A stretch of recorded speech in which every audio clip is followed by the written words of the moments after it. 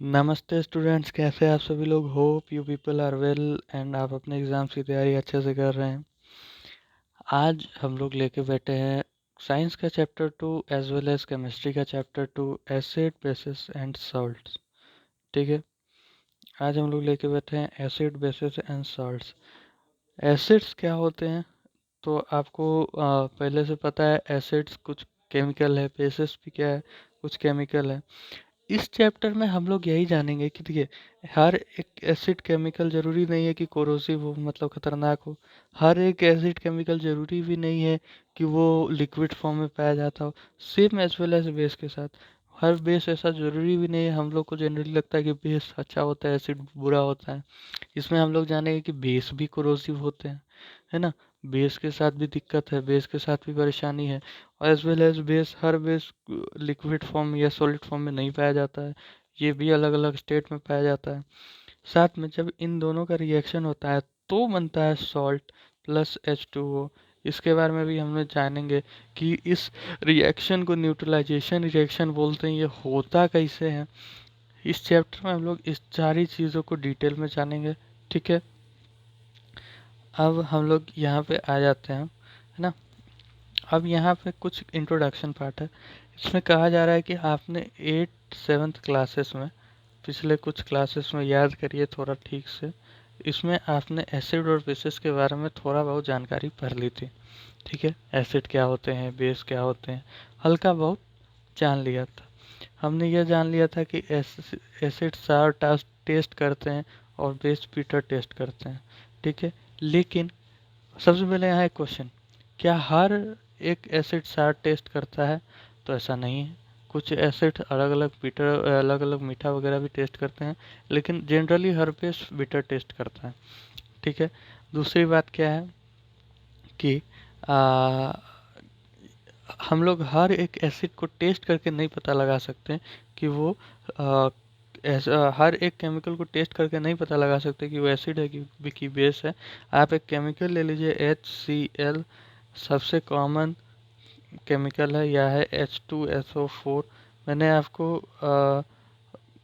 Life processes के chapter में पढ़ाया भी था कि हम लोग का स्टमक भी HCl सिक्रीट करता है। HCl आपको जैसे कि पता है बहुत हाईली क्रोसिव है। ठीक है, कोरोसिव केमिकल है ये, मतलब आपके ऊपर गिर जाए तो आपको जला के खत्म कर सकता है। इस कंडीशन में आप इसको टेस्ट करने जाएंगे, ऐसा कहीं हो सकता है।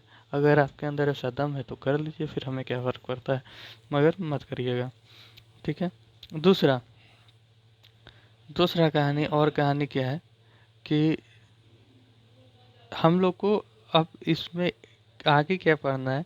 इतनी दूर तक को हो गई पिछले क्लासेस की बात, आगे क्या पढ़ना है। हम लोग को पहले से आपको पता था कि हम लोग जैसे जब टेस्ट करके नहीं पता लगा सकते तो हम लोगों ने कुछ इंडिकेटर बनाया है। ठीक है, कुछ इंडिकेटर बनाया है और उसके बिहाफ में हम लोग बता सकते हैं कि ये एसिड है कि बेस है। ठीक है, इंडिकेटर अब हम लोग को यहाँ से आगे पढ़ना है कि इंडिकेटर दो टाइप के होते हैं। एक होता है visual indicator. Visual indicator in the sense कि जो हम लोग आंखों से देख सकते हैं। ठीक है, जो हम लोग आंखों से देख सकते हैं वो हो गया विजुअल इंडिकेटर। जो हम लोग अपने नाक वगैरह से सूंघ सकते हैं वो हो गया आपको ऑल्फैक्टरी इंडिकेटर। ऑल्फैक्टरी इंडिकेटर्स मतलब आप लोग समझ गए कि जो हम लोग नाक से सूंघ सकते हैं वो हो गया ऑल्फैक्टरी इंडिकेटर्स। ठीक है, ये ऑल्फैक्टरी इंडिकेटर्स मेनली जो बने होते हैं वो उन स्टूडेंट्स के लिए बने होते हैं जो विजुअली चैलेंज होते हैं, जो देख नहीं सकते हैं। हम लोग इसमें इन्हीं बातों का बात करेंगे। अभी देखिए, कहने क्या है, बहुत बकर बकर हो गया है ना, पिछले 4-5 मिनट से मैं बोलते जा रहा हूँ, है ना। अब बात क्या है कि अभी तक हमने जितना समझा ये हो गई 7 8 9 तक की बात, पिछले क्लास की बात। अब यहाँ से हम लोग का असली 10th का सिलेबस शुरू होगा। ठीक है, 10th का सिलेबस में हम लोग अब आगे पढ़ेंगे कि कहानी क्या है, कौन है, कैसे है, क्यों है, सारी कहानी अब हम लोग समझेंगे। इसीलिए अब आप लोग शांति से बैठ जाइए, है ना। इतना दूर तक आप समझ गए तो ठीक है, नहीं समझे कोई बात नहीं, फिर समझाएंगे, है ना। और अगर आप नहीं समझे, जेनुअनली बोल रहा हूँ, है ना, ऐसा नहीं फिर ऊपर ऊपर की बात, नहीं समझे तो आप कमेंट में पूछिए कि भाई ये नहीं समझा, मैं रिप्लाई करूँगा। फिर भी नहीं समझे आप, है ना, कमेंट में टाइपिंग के माध्यम से नहीं समझे, तो आप एक काम करिएगा, फिर से रिप्लाई करिएगा उसी कमेंट के नीचे कि भाई मैं नहीं समझा। तो फिर मैं आपको उसकी एक, उस टॉपिक की एक अलग वीडियो बना के दूंगा जिसमें मैं डिटेल में उसी टॉपिक की सिर्फ बात करूंगा। फिर देखते हैं आप समझते हैं कि नहीं समझते हैं। उसके बाद भी नहीं समझते हैं तो फिर भी फिर कुछ करूंगा, लेकिन कुछ तो कर ही देंगे, है ना। और ये जो विजुअल इंडिकेटर्स है, इनके भी दो टाइप आते हैं। एक होता है नेचुरल, एक होता है सिंथेटिक या मैनमेड या कुछ भी बोल लीजिए, जो इंसान बनाया है सीधा सीधा। अब हम लोग यहाँ पे चैप्टर शुरू करने जा रहे हैं। तो 10th शुरू होने जा रहा है। सब लोग सीधा बैठेंगे एकदम स्ट्रेट। रेडी हो? रेडी, 1 2 3 गो। चलिए, कहानी क्या है? कहानी ये है कि लिटमस पेपर के बारे में आपको पता होगा। लिटमस एक विजुअल इंडिकेटर है। इसमें क्या होता है कि ब्लू ब्लू लिटमस जो है, जब भी वो किसी एसिड के पास जाता है तो वो रेड हो जाता है, ठीक है। टर्मरिक जो होता है उसमें भी एक एसिड पाया जाता है, टर्मोराइड बोलते हैं उसको। वो अगर माफ़ करिएगा, मतलब प्रोनाउंसिएशन अगर कुछ गलत हो तो उसके लिए सॉरी, लेकिन टर्मोरॉइड करके ही कुछ बोलते हैं, याद नहीं आ रहा, हल्का हल्के बोल रहा हूँ, ठीक है। तो उसमें भी एक एसिड होता है, ठीक है। और उसके बाद आपने यहाँ पे एक और चीज़ बोला गया है कि टर्मोरॉइड जो होता है, टर्मरिक जो होता है, वो भी एक तरीके का इंडिकेटर होता है। लिटमस एक, जैसे मैंने बताया, विजुअल इंडिकेटर दो टाइप के, natural indicators and synthetic indicators. तो नेचुरल इंडिकेटर में आपका पहला एग्जांपल है लिटमस, इसको याद करना होगा। दूसरा एग्जांपल है टर्मरिक, ठीक है। तो जब आपको टर्मरिक का सबसे कॉमनली आप खुद भी देखते होंगे, टर्मरिक कैसे देखते होंगे, तो जैसे कि आपने जब भी देखा होगा कि किसी शर्ट पे अगर करी वगैरह गिर जाए, करी, है ना, सब्जी, हाँ, वगैरह गिर जाए, तो जब उसको धोया जाता है, ठीक है, किसी भी सोप से वगैरह वगैरह से, तो हमें पता है कि सोप वगैरह बेसिक इन नेचर होती है। इस चैप्टर में हम लोग पढ़ेंगे कि वो लोग पूरी तरीके से भी बेसिक नहीं होती है, लेकिन हल्की हल्की बेसिक होती है। तो क्या होता है कि उसका रेडिश ब्राउन कलर आ जाता है ना, रेडिश ब्राउन कलर आ जाता है, ठीक है। तो अब कि इस ये कैसे हुआ, रेड कैसे हुआ है, तो क्योंकि वो स्टेन में कोई कोई हो सक उसमें स्टेन पे क्या था, टर्मरिक था, ठीक है, हल्दी थी। आपने बेस मार दिया ऊपर से, बेस मार दिया, तो क्या हुआ कि वो जो टर्मरिक है, वो इंडिकेटर था, वो रंग बदलेगा, वो रंग बदला तो आपको क्या दिखा कि वो रेडिश ब्राउन हो गई, ठीक है। चैप्टर ये जो है ना, ये मोस्टली याद करने वाला है, पूरा चैप्टर रटने वाला है ना। जिन स्टूडेंट्स की मतलब वो होगी कि हाँ मेमोराइजिंग पावर बहुत अच्छी होगी, पूरा बुक का पीडीएफ बना लेते दिमाग में। तुम उनके दिमाग से तार कनेक्ट करो प्रिंटर का, और कंट्रोल पी मारो, पूरा किताब प्रिंट हो जाए, तो वो वाले स्टूडेंट्स इस चैप्टर में मोस्टली अच्छे स्कोर करें, बहुत अच्छे स्कोर कर सकते हैं। तो आप वो वाले स्टूडेंट्स तो है तो ठीक है, नहीं तो कुछ कुछ ट्रिक मैं बता देता हूँ, बाकी तो ट्रिक आप देख लीजिएगा अपने हिसाब से। और बाकी जो याद ना हो उस पर ज़्यादा दिमाग नहीं लगाने का, आगे बढ़ने का, ठीक है। क्योंकि देख लेंगे फिर, अब कि आधा लोग को तो साइंस लेना भी नहीं है नेक्स्ट स्ट्रीम, नेक्स्ट 11th में जाके, है ना। बहुत सारे लोग कॉमर्स है, ह्यूमनिटीज़ है, तो अगर आप लोग कॉमर्स ह्यूमनिटीज़ के ऊपर जा रहे हैं, है ना, तो टेंशन किस बात का है भाई। आपको क्या करना है जितना याद होता है करो, नहीं होता है बाकी आप समझदार हो। बाकी जो आप, लेकिन हाँ, जिस सब्जेक्ट में भी जाओ, जैसे ह्यूमैनिटीज़ में जा रहे हो, तो आपको ज़रूरी है कि सोशल साइंस आपको अच्छे से आता हो, ज्योग्राफी आपको अच्छे से आता हो, है ना, है ना। और भी अगर आप मान लो कि कॉमर्स में जा रहे हो तो मैथ आपको अच्छे से आता हो, क्योंकि कॉमर्स विदाउट मैथ तो वही वाली बात हो गई कि दाल चावल विदाउट चावल, है ना, तो कोई सेंस नहीं बनता है ना। हाँ, हालांकि ठीक है, सेंस मैंने ठीक है कि नहीं का है, कॉमर्स लेना है विदाउट मैथ्स, लेकिन वो कुछ खास स्कोप है नहीं। एनीवेज, इस टॉपिक पे कभी एक और एक्सटर्नल वीडियो आपको मिलेगी। फ्यूचर टॉपिक रिवील हो गया गाइस। चलिए जाने देते हैं, अब आगे आ जाते हैं। नेचुरल इंडिकेटर्स हो गया, अब इसी में आते हैं आपको सिंथेटिक इंडिकेटर्स। सिंथेटिक इंडिकेटर्स क्या होता है मैं बता दिया, ठीक है। सिंथेटिक इंडिकेटर्स इस चैप्टर में दो गो है खाली, मेथालोइन ऑरेंज और फेनेफ्थोलीन, ठीक है। है ना। फिलोफ्थोलीन क्या होता है कि जब भी ये एसिड के साथ जाता है तो ये कलरलेस हो जाता है, और जब भी बेस के साथ जाता है तो ये पिंक हो जाता है, ठीक है। और और मेथालीन ऑरेंज जो है, ये जब भी एसिड के साथ जाता है तो एसिड के साथ ये रेड हो जाता है ना।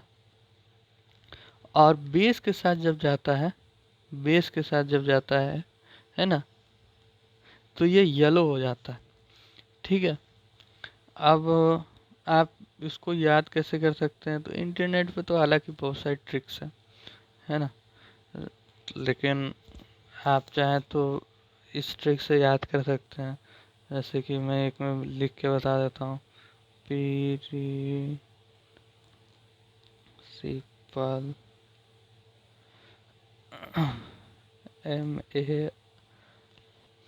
MARRY, देखिए, पी मतलब फिनोप्थलीन, प्रिंसिपल, प्रिंसिपल में पी मतलब फिलोप्थेनिन, सी मतलब कलरलेस, फिर पी मतलब पिंक, एसिड, बेस, ठीक है। आपको ऐसे याद रखना है। एक होता है मैरी, है ना, प्रिंसिपल मैरी आप याद रख सकते हैं। एम मतलब मेनोफ्थलीन ऑरेंज, है ना, वो एसिड के साथ रेड, बेस के साथ येलो, ठीक है। आप ऐसे भी याद रख सकते हैं, ठीक है। ये भी एक ट्रिक हो सकती है आपके लिए, चाहे तो रख सकते हैं, बाकी तो ठीक है। और हाँ, तो यहाँ तक की बात हो गई अपनी, है ना। अब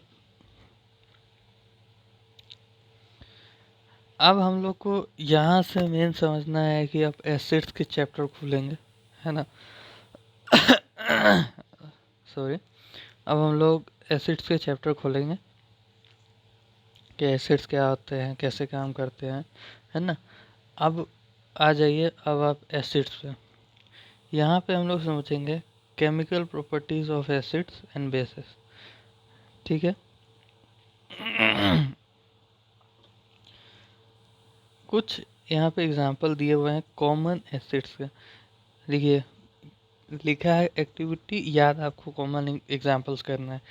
hydrochloric acid HCl, sulphuric acid H2SO4, nitric acid HNO3, ठीक है। एसिटिक एसिड CH3COOH, ठीक है, ठीक है। अब यहाँ से बेस, कुछ कुछ बेस के एग्जांपल देख लीजिए। Sodium hydroxide NaOH, calcium hydroxide CaOH2, potassium hydroxide KOH, magnesium hydroxide MgOH whole twice, ammonium hydroxide NH4OH, ठीक है। तो ये कुछ कॉमन एसिड्स, कॉमन बेस है, तीन तीन का एग्जांपल है, आप याद कर लीजिएगा। आगे बढ़ते हैं, ठीक है। और ये कुछ नहीं, टेस्ट है, लिटमस टेस्ट और मेलाफ्थलीन ऑरेंज टेस्ट, है ना, जो कि सॉरी मैंने आपको बता दिया। हम्म, करना है तो लैब जाना, कर लेना, रिकॉर्ड कर लेना और इसमें डाल देना भाई, ठीक है।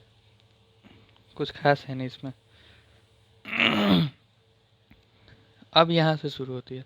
इंडिकेटर बताता है कि सब्सटेंस एसिडिक है या बेसिक है, ठीक है, by changing its colour, colour बदल के, है ना, है ना। अब यहाँ पे आपको मैंने जो बताया था है ना, कि visual indicator, all factor indicators. यहाँ पे देखिए ऑल फैक्टर इंडिकेटर्स लिखा हुआ है।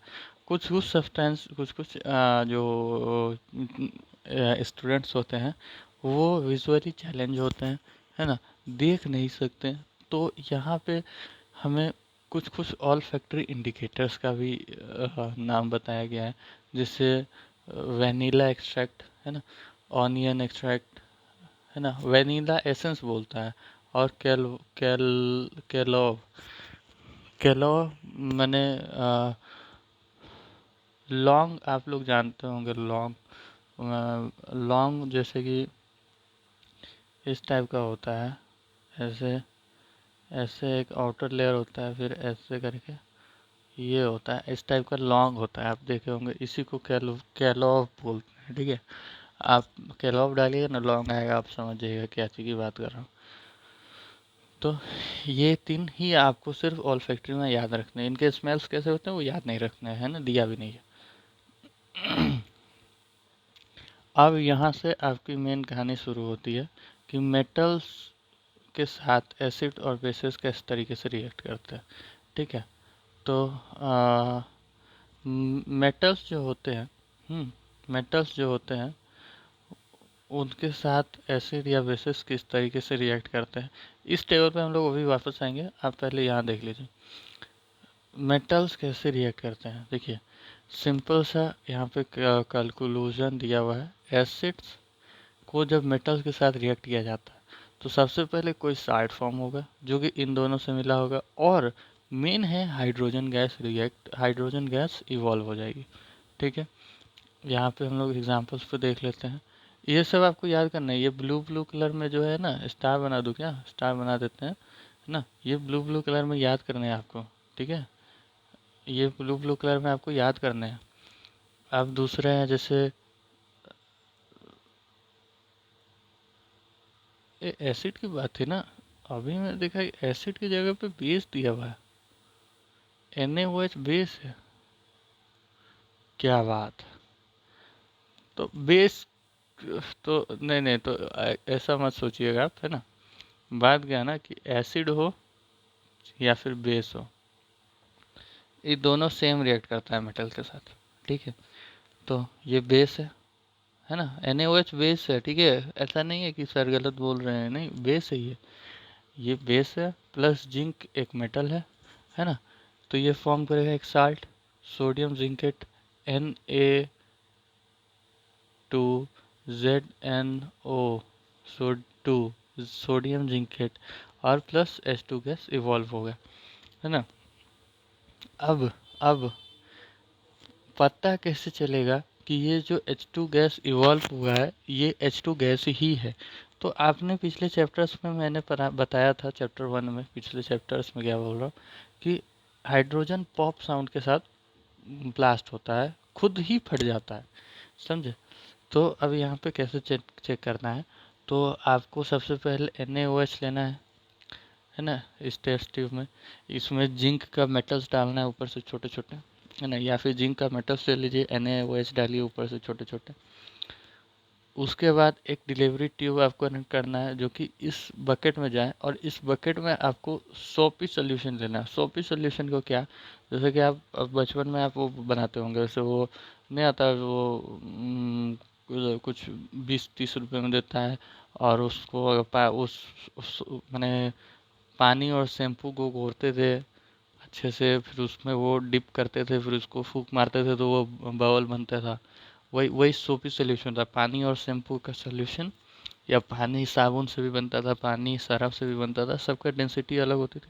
हालांकि उस समय तो पता नहीं था, लेकिन अलग अलग उस वो जो हम लोग यूज़ करते हैं वो हम लोग शैम्पू से बनाते हैं ना। तो यहाँ पे भी आप वही पानी शैम्पू कंसिडर करके चलिए, लेकिन एग्ज़ाम पे आप जब लिखने जाइएगा तो सोपी सोल्यूशन लिखिएगा। सोपी सोल्यूशन का मतलब ही होता है वो, सोपी सोल्यूशन बनाएंगे, है ना। सोपी सोल्यूशन से आपको यहाँ पे छोटे छोटे हाइड्रोजन के वो छोटे छोटे उसी टाइप के बबल बनने शुरू हो जाएंगे। तो वो जो बबल होंगे ना वो उसके अंदर हाइड्रोजन होगा, ठीक है। तो हाइड्रोजन होगा। अब आप यहाँ पे एक मोमबत्ती ले जाइए, या कोई भी फ्लेमेबल सब्सटेंस ले जाइए, लाइटर ले जाइए, मोमबत्ती ले जाइए, है ना, माचिस ले जाइए, कुछ भी ले जाइए। वो जो है हाइड्रोजन गैस जब भी वो बबल के पास जाएगा तो वो फट जाएगा, बबल फटेगा, पॉप साउंड के साथ ऐसा करके आवाज़ आएगा, और इस आवाज़ के बाद, है ना, आवाज़ के बाद वो जो कैंडल है वो बुझ जाएगा, है ना। तो ये बता देता है कि ये इसमें हाइड्रोजन गैस ही है। अगला टॉपिक है कि metal bicarbonate react with acid. अब यहाँ एसिड क्यों लिखा हुआ है, तो मेटल बाइकार्बोनेट या फिर मेटल हाइड्रोजन कार्बोनेट जो होता है ये बेसिक इन नेचर होता है, तो बेस और एसिड का रिएक्शन हो रहा है, सीधा सीधा सीधा सीधा बात समझिए। तो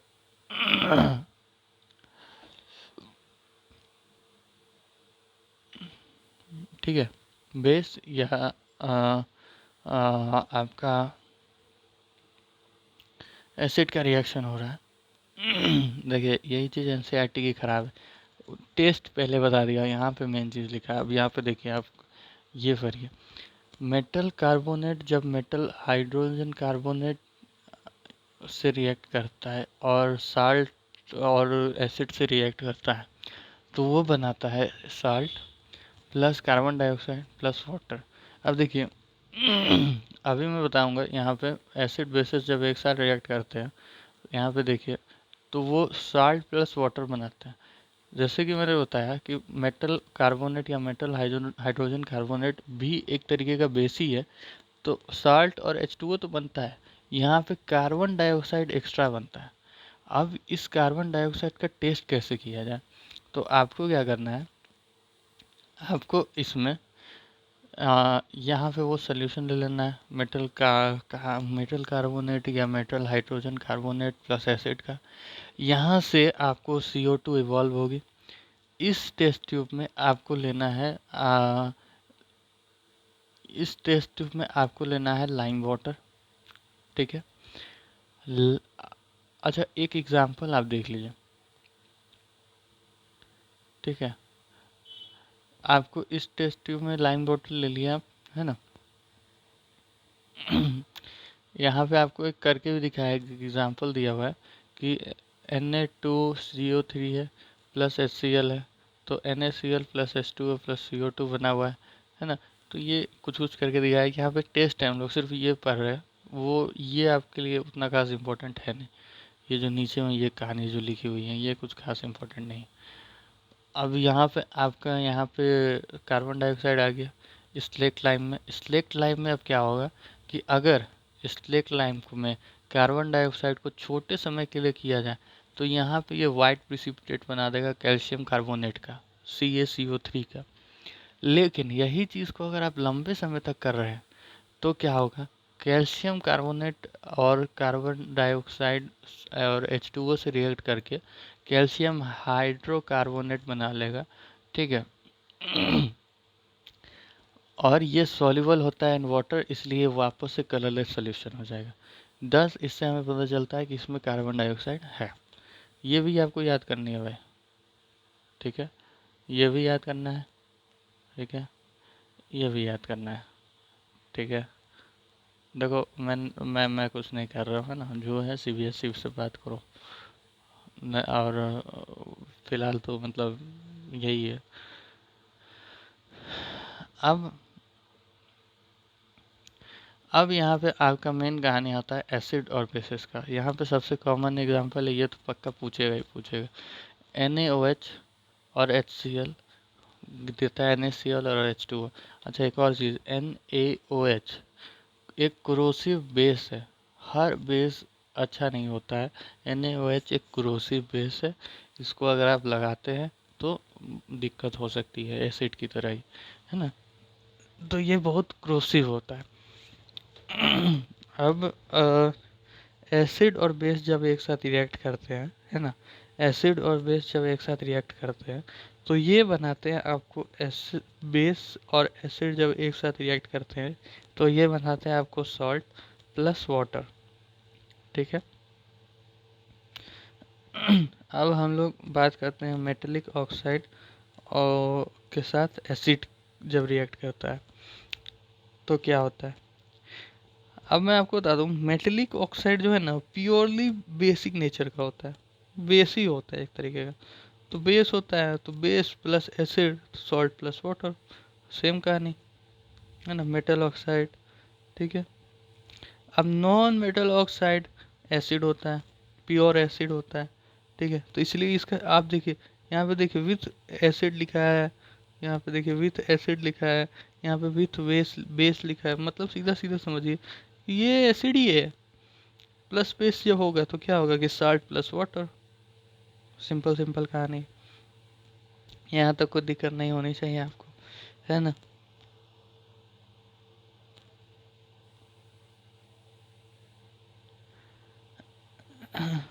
अब यहाँ से आपको एसिड और बेसिस की डेफिनेशन यहाँ सुननी है ना।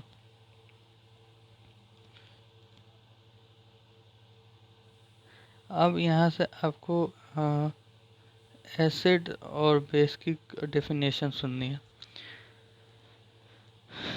फिर से लाइन खींच देते हैं, यहाँ लिखेंगे एसिड,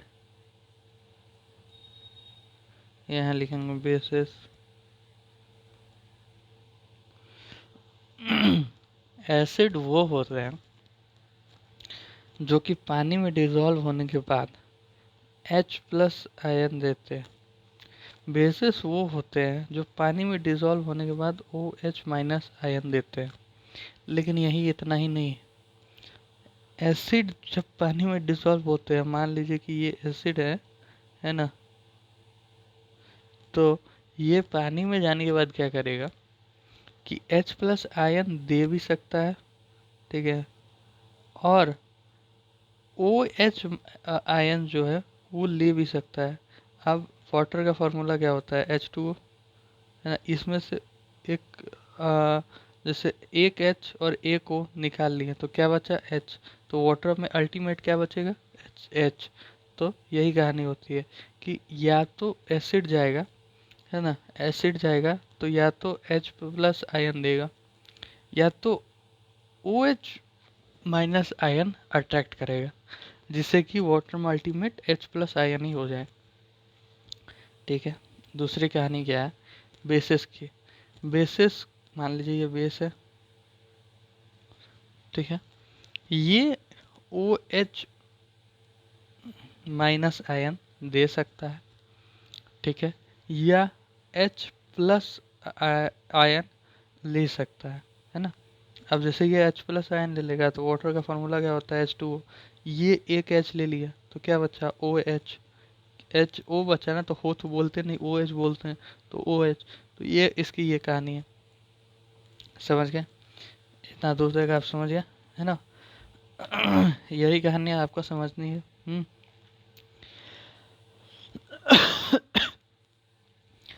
सॉरी, अब यहाँ पे एक और चीज़ है, जैसे एक H, एक लेते हैं H2SO4, तो ये H जो है ये पॉजिटिव होगा, SO4 नेगेटिव होगा, इसको बोलते हैं कैथो, इसको ये H जाएगा एनोड के पास, सॉरी ये H जाएगा कैथोड के पास, ये SO4 जाएगा एनोड के पास। ये कहानी है, एनोड मतलब पॉजिटिव सब्सटेंस, कैथोड मतलब नेगेटिव सब्सटेंस। अब इसी याद रखिए, ABCD आता है आपको, तो A सबसे पहले आता है तो मतलब एनोड, B हटा दीजिए, C थर्ड नंबर पे आता है तो कैथोड। तो जो पीछे रह गया उसको आप नेगेटिव दीजिएगा, जो आगे आ गया उसको आप पॉजिटिव दीजिएगा, है ना। ऐसे ही आपको याद रखना है। और नेगेटिव हमेशा पॉजिटिव के पास जाएगा, क्योंकि जिसके पास सब कुछ होता है वो चाहता है कि कुछ चला जाए, कुछ कुछ थ्रिल लाए। जिसके पास कुछ नहीं होता है। हाँ तो ठीक है, कहाँ तक थे हम लोग।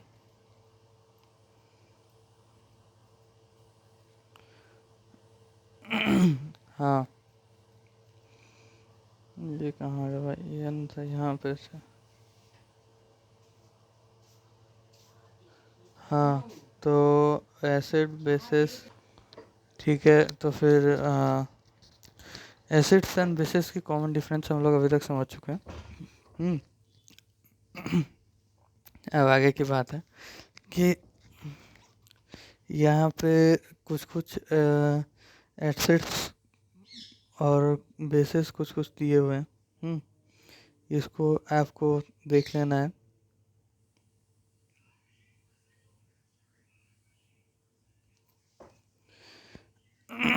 सॉरी। अब यहाँ पे एक एक्टिविटी दिया हुआ है, बहुत इंटरेस्टिंग एक्टिविटी है, कर तो नहीं पाएंगे आप, जैसा कि मेरे को भी पता है सारा स्कूल का कहानी, लेकिन फिर भी सुन लीजिए, अच्छा एक्टिविटी है। इसमें कहता है कि आप खुद बताइए, अ, हर एक एसिड, देखिए इसका जवाब मैं दूंगा, लेकिन आप अभी सिर्फ सोचिए और कमेंट में बताइएगा, एक एक सवाल का जवाब दीजिएगा। आप जैसे बताइए, हर एक एसिड, अगर वो एसिड है तो किसी भी स्टेट में अपना एसिडिक प्रॉपर्टी शो करेगा, या फिर लिक्विड स्टेट में एसिड प्रॉपर्टी शो करेगा? यस और नो करके आप, ये क्वेश्चन वन है, Q1 डॉट यस या नो, आपको जो लगता है वो लगा दीजिए। आप लगा दिया?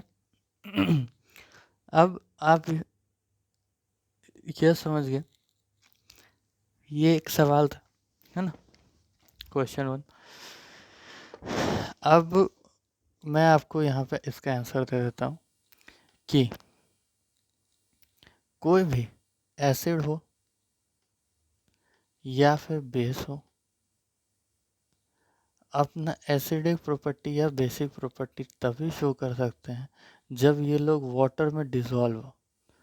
ठीक है, यहाँ पे भी वही एक्टिविटी बताया गया है। यहाँ पे हाइड्रोक्लोरिक एसिड को, है ना, वेपर्स के फॉर्म में कन्वर्ट किया गया है और लिटमस के पास लाया गया है, तो लिटमस कलर चेंज नहीं करता है। ठीक है, लेकिन जब इसको गीला कर दिया जाता है तो यही हाइड्रोक्लोरिक एसिड कलर चेंज कर देता है। तो इसका मतलब हाइड्रोजन, कोई भी एसिड या फिर बेस, तभी अपना एसिडिक या बेसिक प्रॉपर्टी दिखाएगा जब वो डिजॉल्व हो। यहाँ पे ये बताएगा कि वाटर में कोई भी एसिड कैसे दिखाता है प्रॉपर्टी।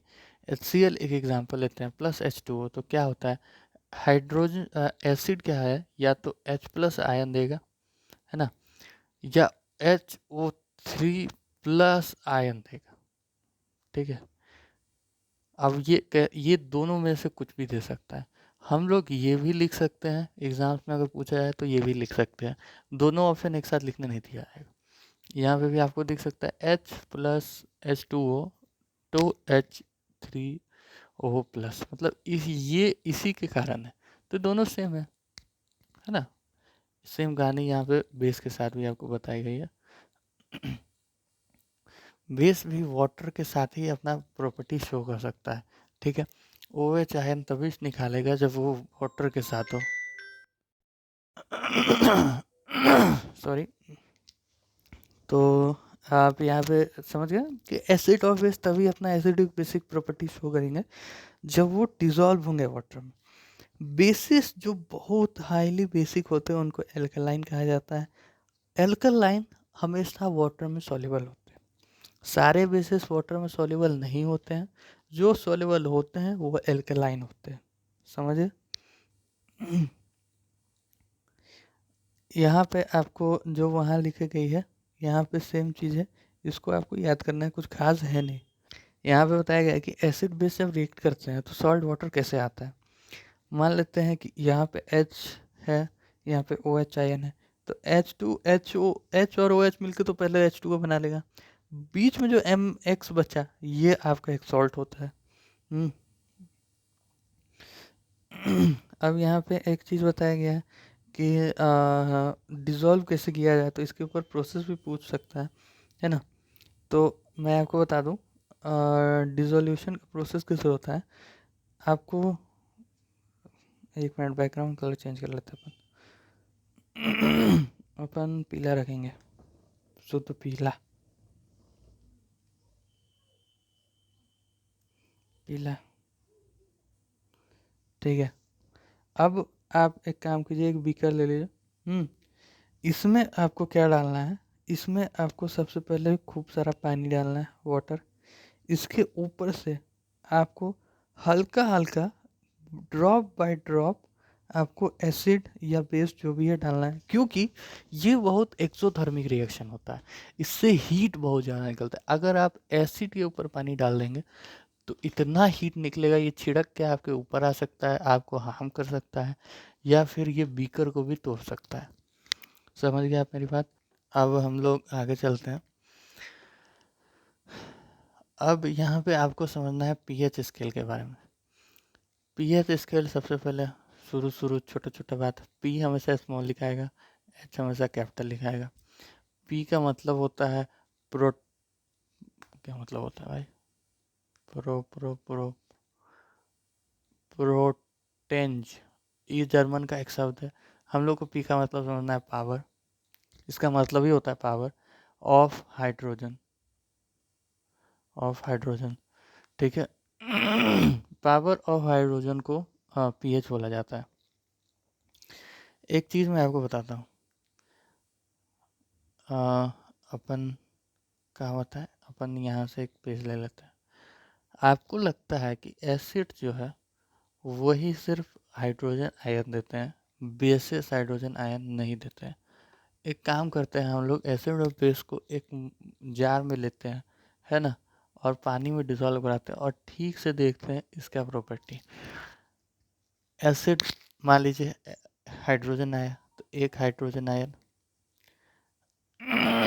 पानी से एक हाइड्रोजन आयन ले लिया, दूसरा हाइड्रोजन आयन कैसे लेता है आपको मैंने बताया ना, कि या तो लेगा या तो देगा। तो हाइड्रोजन आयन एक ले लिया, दूसरा जो भी उसका सॉल्ट था, है ना, जो भी उसका दूसरा था वो एक्स मान लेते हैं, और एक आपको मिलेगा ओ एच, क्योंकि H2O से ही एच लिया है ना। ये आ जाते हैं बेस पे, ठीक है। सबसे पहले बेस ओ एच आयन लेगा, एक सेकेंड, ओ एच आयन लेगा, ठीक है। फिर उसके बाद, क्योंकि ये मान लीजिए एक H2O का मॉलिक्यूल है, यहाँ पे एक H2O का मॉलिक्यूल, एक H हम लोग हटा लिए तो OH बचा, है ना, OH बचा।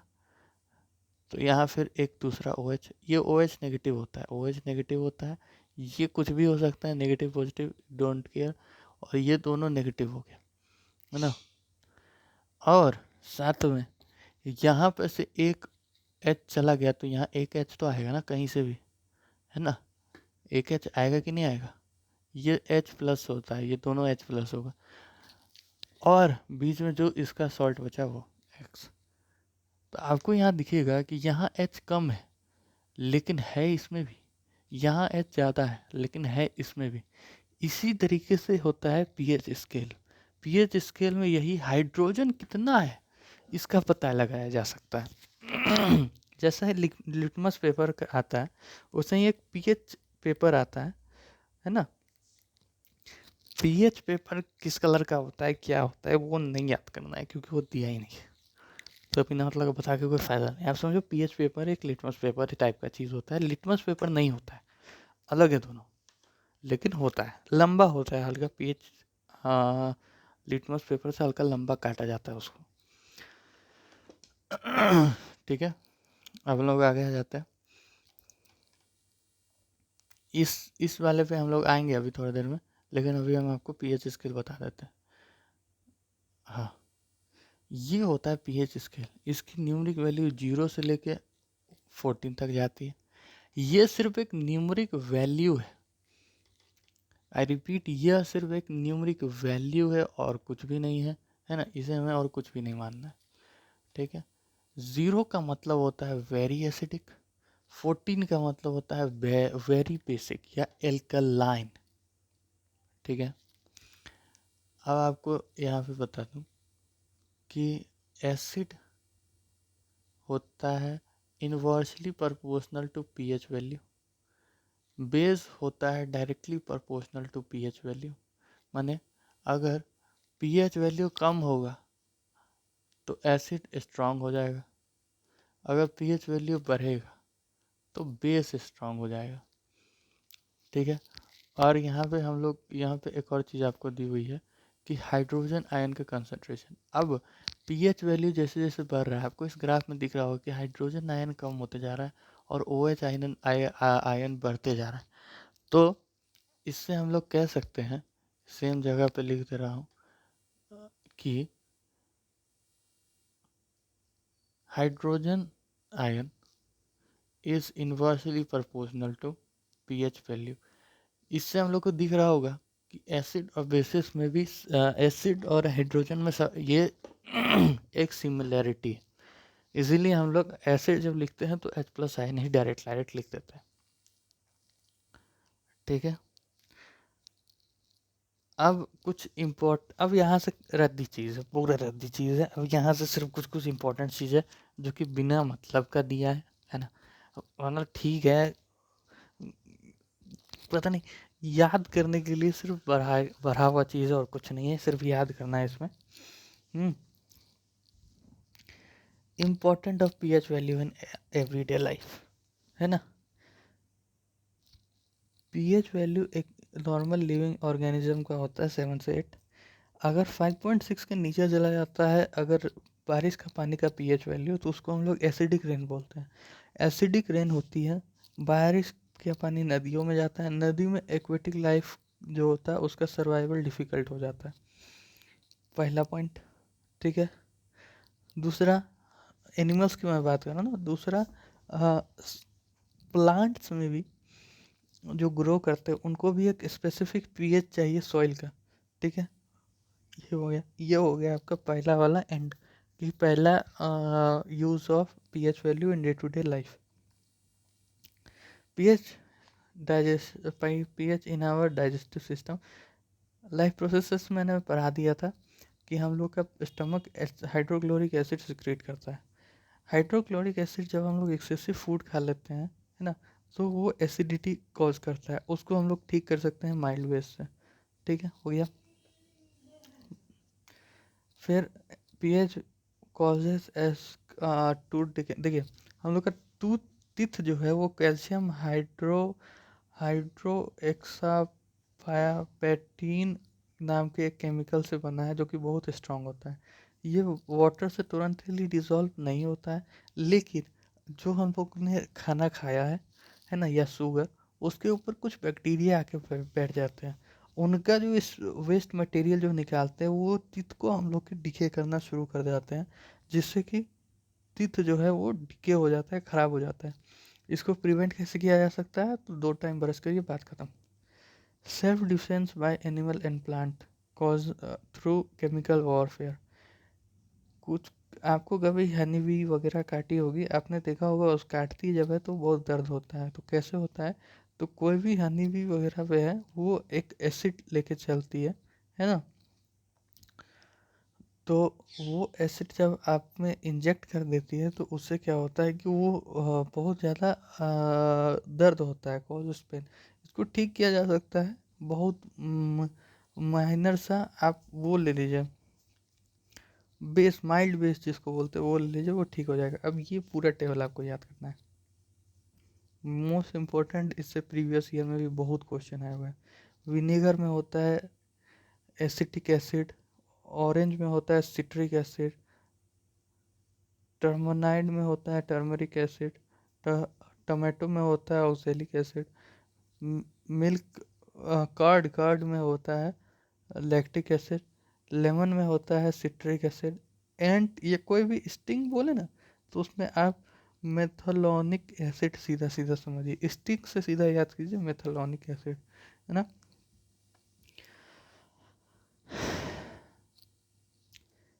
अब आप आ जाते हैं साल्ट्स के बारे में, है ना। सॉल्ट्स आपको पता होगा कि एक ही प्रकार का सॉल्ट्स नहीं होता है, जो कि हम लोग मान लेते हैं NaCl। ये एक सॉल्ट नहीं है, दुनिया में बहुत सारे टाइप के सॉल्ट्स हैं। ठीक है, potassium sulphate, sodium sulphate, calcium sulphate, magnesium sulphate, copper sulphate, sodium chloride, sodium nitrite, sodium carbonate, amine ammonium carbonate, ये सब अलग अलग टाइप के सॉल्ट्स हैं। ये सारे सॉल्ट्स अपने एनोड और कैथोड की तरफ से एक फैमिली में डिवाइड किए जाते हैं, जैसे NaCl, Na positive, Cl minus. तो Cl से बिलोंग करने वाले जितने होंगे वो क्लोरीन सॉल्ट के फैमिली से होंगे। Na से जो भी बिलोंग करते होंगे सोडियम के फैमिली से होंगे। यही सिंपल सिंपल बात है। अब आ जाते हैं पीएच इन सॉल्ट्स। ठीक है, तो अब आपको जनरली लगता होगा कि सॉल्ट्स जो है वो नेचुरल होते हैं, क्योंकि अभी हमने पढ़ा कि acid plus base will give salt, मतलब ना इसमें एसिडिक प्रॉपर्टी है ना है बेसिक प्रॉपर्टी, दोनों मिक्स है, तो मतलब ये नेचुरल होगा। ऐसा नहीं है। एक टेबल बनाता हूँ, क्लियर हो जाएगा सब कुछ। ओके ओके, एक सेकेंड। अब देखिए, कलर बदल देते हैं, काफ़ी देर से रेड कलर में ही खेल रहे हैं हम लोग। ये नहीं नहीं, एक सेकेंड एक सेकेंड। हाँ,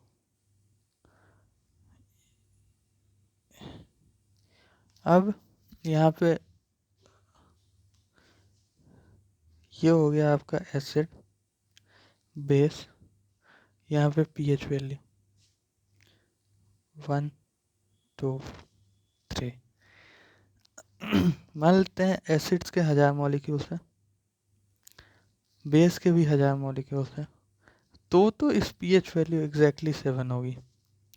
लेकिन मान लेते हैं एसिड के तो 1000 मॉलिक्यूल्स हैं, लेकिन बेस के मात्र 700 मॉलिक्यूल्स हैं, तो ये जो होगा ये स्लाइटली एसिडिक होगा। तो मतलब इसका जो वैल्यू है वो 7 से छोटा होगा, है ना। 7 से छोटा होगा इन द सेंस ये नहीं कि सीधा 6 चला जाएगा, 7 पॉइंट मतलब 6 पॉइंट समथिंग समथिंग आएगा, मतलब हल्का सा एसिडिक होगा। अब मान लेते हैं कि एसिड है आपका 700, बेस है आपका 1000, तो क्या होगा कि ये हल्का सा बेसिक होगा, यानी 7 पॉइंट समथिंग समथिंग लाएगा, लेकिन ये हल्का सा बेसिक होगा नेचर में, समझ गया। तो वो हल्का सा आपका एसिडिक या बेसिक सॉल्ट भी हो सकता है। यही बात है अब हम लोग को इस चैप्टर इस टॉपिक में पढ़नी है। वे कहाँ घूम गए वे? हाँ, यही बात है आपको इसमें पढ़नी है। जो मैंने बातें आपको यहाँ समझाई यही बातें यहाँ लिखी हुई है। अब अब आपको क्या है, अगला टॉपिक है केमिकल ऑफ कॉमन सॉल्ट। कुछ कुछ केमिकल होते हैं जो कि सिर्फ NaCl से एक्सट्रैक्ट किए जाते हैं, है ना। हाँ, तो फिर ये सिर्फ आपको NaCl से एक्सट्रैक्ट किए जाते हैं और इनके बारे में हमें अब पढ़ना है। तो यहाँ पे आपको अच्छा ये गांधी जी वाला छूट गया। ओके ओके, यहाँ पे आपको कुछ नहीं हिस्ट्री के बारे में थोड़ा बताने का कोशिश किया। आपने भी हिस्ट्री में पढ़ा होगा नेशनलिज्म इन इंडिया, उसमें आपने पढ़ा होगा कि गांधी जी ने कॉमन सॉल्ट के लिए कैसे दांडी मार्च किया था वगैरह वगैरह। मैंने पढ़ा भी दिया, आपने पढ़ भी लिया होगा। और कॉमन सॉल्ट निकालना बहुत आसान है। आपको क्या करना है कि समुद्र का पानी लेना है, उसको इवेपोरेट करना है, जो बच जाएगा वो रफ सॉल्ट है ना, या फिर उसको ब्लैक सॉल्ट भी बोलता है। उसको आपको फिनिश करना है उसको, मतलब फिनिश इन द सेंस कि आपको फिनिशिंग देनी है, वो आपका सोडियम क्लोराइड बन जाएगा कॉमन सॉल्ट। अब आपको यहाँ पे समझना है, सोडियम क्लोराइड से सोडियम हाइड्रोक्साइड बनता है, मतलब ये सबसे हाईली बेसिक सब्सटेंस जो है वो सोडियम क्लोराइड से ही बनता है। आप सोडियम क्लोराइड में जब पानी डालेंगे और कुछ टेम्परेचर पे हीट करेंगे, हीट लेकिन यहाँ लिखा नहीं है क्योंकि सोडियम क्लोराइड में पानी तो सब डालते हैं, तो वो बेसिक हो जाएगा, ठीक है। और क्या छोड़ेगा, क्लोरीन छोड़ेगा और हाइड्रोजन छोड़ेगा गैस के फॉर्म में। यहाँ पे एक चीज़ बताया हुआ है, क्लोरीन जो है वो नेगेटिव होता है और हाइड्रोजन जो है वो पॉजिटिव होता है। तो पॉजिटिव वाला हाइड्रोजन कैथोड के पास जाके चिपक जाएगा, नेगेटिव वाला क्लोरीन वो एनोड के पास जाके चिपक जाएगा। और NaOH जो है ना, NaOH जो है ये आपको ये आपको कैथोड के पास ही जाके चिपकेंगे क्योंकि ये नेगेटिव होते हैं। हालांकि NaOH पूछे तो नेगेटिव बताइए, बाकी ज़रूरी नहीं कि हर सब्सटेंस जाके नेगेटिव के पास ही चिपके, ठीक है। अगला ब्लीचिंग पाउडर का फॉर्मेशन का फॉर्मूला है, जब भी आपको कैल्शियम हाइड्रोक्साइड लीजिए, उसमें जब क्लोरीन मिलाएंगे, है ना। अभी आप पूछेंगे कि सॉल्ट की बात हो रही थी क्लोरीन, तो क्लोरीन भी आप देखोगे तो NaCl क्लोरीन आया है उसी से। क्लोरीन मिलाएंगे तो आपको मिलेगा CaC10 होल ट्वाइस और CaCl2। तो ये CaC10 होल ट्वाइस जो है यही है ब्लीचिंग पाउडर। इसका अब कुछ कुछ यूजेस है। ये आपको कॉटन इंडस्ट्री, पेपर इंडस्ट्री वगैरह में काम आता है। दूसरा, ये आता है आपको ऑक्सीडाइजिंग एजेंट के रूप में भी काम आता है केमिकल फैक्ट्रीज में। तीसरा, ये बनाता है ड्रिंकिंग वाटर को फ्री फ्रॉम जर्म्स। तीसरा है हम लोग का बेकिंग सोडा। बेकिंग सोडा का कैसे बनता है, NaCl में पानी plus carbon dioxide plus NH3 डालेंगे तो बनेगा NH4Cl, और बनेगा हम लोग का NaHCO3, सोडियम हाइड्रोजन कार्बोनेट। यही होता है अपना बेकिंग सोडा। बेकिंग सोडा का जो होता है वो स्लाइटली बेसिक होता है, जैसे होना है एसिडिक, जरूरी नहीं है कि बेसिक हो, एसिड सॉरी साल्ट जरूरी नहीं है कि नेचुरली हो, ये स्लाइटली बेसिक होता है। तो इसको हम लोग खाने में यूज़ करते हैं, लेकिन नहीं, खाना कभी कभी कड़वा अच्छा लगेगा ना, रोज रोज थोड़ी। तो इसको ये क्या करता है, जब भी आप इसको खाने में डालिएगा, गर्म करिएगा, तो N2C3 रिलीज करेगा, जो कि बेसिक होता है, तो कड़वा कड़वा लगेगा। वाटर रिलीज करेगा, कार्बन डाइऑक्साइड रिलीज करेगा। कार्बन डाइऑक्साइड के कारण क्या होता है कि कार्बन डाइऑक्साइड, इसको आप एक पैक्ड कंटेनर में केक का बैटर डाल लीजिए, जब भी ये कार्बन डाइऑक्साइड रिलीज करेगा तो केक उठेगा, क्योंकि कार्बन डाइऑक्साइड चाहेगा कि हम निकले, उसके निकलने के चक्कर में वो केक को ही उठा देगा, उसके कारण केक फ्लफी और स्पॉन्जी बन जाएगा। ठीक है। अब यहाँ पे एक होता है बेकिंग पाउडर। बेकिंग पाउडर होता है NH CO3 बेकिंग सोडा के साथ जब कोई एसिड रिएक्ट करता है, क्योंकि ये बेसिक है, तो ये एसिड आया यहाँ पे, तो ये क्या बनाएगा, CO2H2O, है ना, H2O और सॉल्ट बनाएगा, कंफर्म है। CO2 भी बनाएगा, है ना, CO2H2O, उसके साथ कोई सॉल्ट बना देगा, है ना। यहाँ तक की बातें हो गई आपकी। ये आपको हल्का हल्का एंटासिड्स के रूप में भी यूज़ किया जाता है। ठीक है। और सोडा एसिड फायर एक्सटिब्यूशन के रूप में भी यूज़ किया जाता है। सोडा एक्सटिब्यूशन कैसा होता है, ऐसा ऐसा बनाने बोल सकता है, इसलिए बना रहा हूँ ना, तो तुम आपको लगे कि ऐसे क्यों क्यों बना रहा है, ऐसे होता है।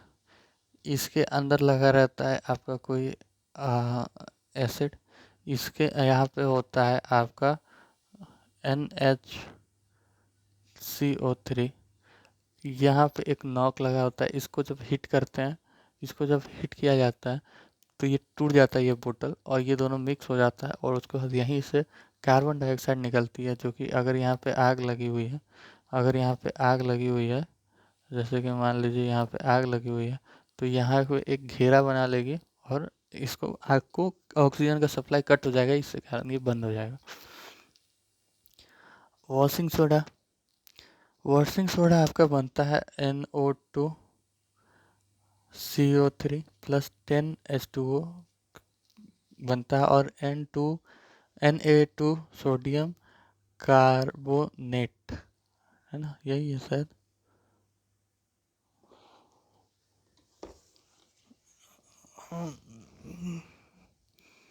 हाँ, सोडियम कार्बोनेट ही है, बनता है।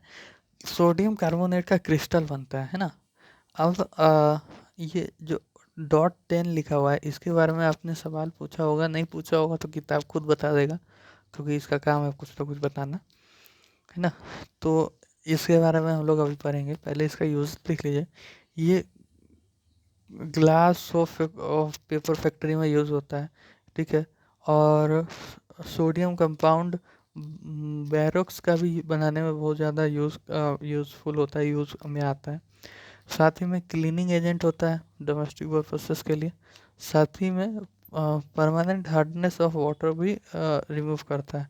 हार्डनेस ऑफ वाटर क्या होता है, वाटर दो टाइप के होते हैं, एक हार्ड वाटर, एक सॉफ्ट वाटर, है ना। हार्ड वाटर मतलब वो वाटर जिसमें कोई भी चीज़ इजीली डिजॉल्व मैंने इजीली घुल ना सके, डिजॉल्व ना हो सके, वो होता है हार्ड वाटर। सॉफ्ट वाटर क्या होता है, जिस वाटर में आराम से कोई चीज़ घुल सके, है ना। तो ये किसी भी वाटर को सॉफ्ट वाटर में बनाने की ताकत रखता है। अब ये क्रिस्टल क्या होता है, डॉट करके क्या लिखा होता है इसके बारे में समझेंगे। होता क्या है कि क्रिस डॉट H2O का मतलब ये नहीं है कि ये गीला है, ये सूखा है। लेकिन होता क्या है, जैसे मैं आपको विजुअली दिखाता हूँ। ये मान लेते हैं एक डॉट, ये कुछ भी NaHCO3 है ना, Na2CO3 डॉट 10H2O का एक मॉलिक्यूल है। तो ये आउटर लेयर हो गया NaHCO3। इनर लेयर में हल्का सा ये होता है वाटर, रंग बदल के बता देता हूँ। ये होता है आपका वाटर। तो चूंकि आप इसको बाहर बाहर से छुइएगा तो गीला नहीं लगेगा, ये सूखा सूखा लगेगा, इसलिए ये सूखा ही होता है, लेकिन इसके अंदर पानी होता है। समझ गए, समझ गए। तो बस इसी में इसमें यही बताना था। अब एक चीज़ होती है जिसको कहते हैं जिप्सम।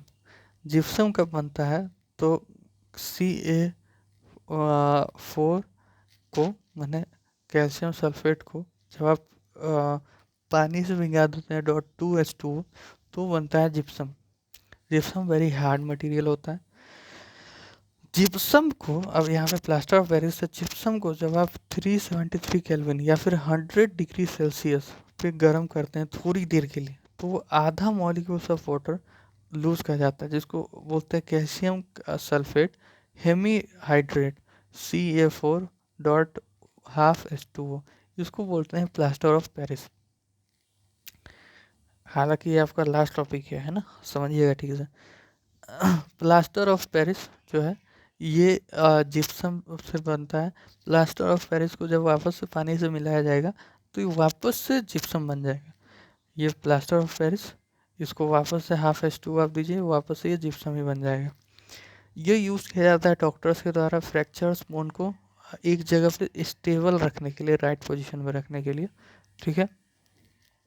एक सवाल है कि प्लास्टर ऑफ पेरिस को, कैल्शियम सल्फेट को प्लास्टर ऑफ पेरिस क्यों बोला जाता है, इसको आप रिसर्च करिएगा। और प्लीज़, ठीक है, जितने भी लोग भी अभी तक देख रहे हैं इस वीडियो को, पहले तो आपका बहुत बहुत थैंक यू। दूसरा, प्लीज़ आप इस क्वेश्चन को कहीं से भी, ChatGPT, गूगल, कहीं से भी एक बार देख के कमेंट में ज़रूर डालिएगा। मैं इंतज़ार करूँगा आपका कमेंट का, ठीक है। तो हाँ, ये वीडियो मैं वीडियो बोल रहा हूँ, ये चैप्टर आपका यहीं पे एंड हो गया। ओके, अब यहाँ पे मैं इसको मिटा देता हूँ।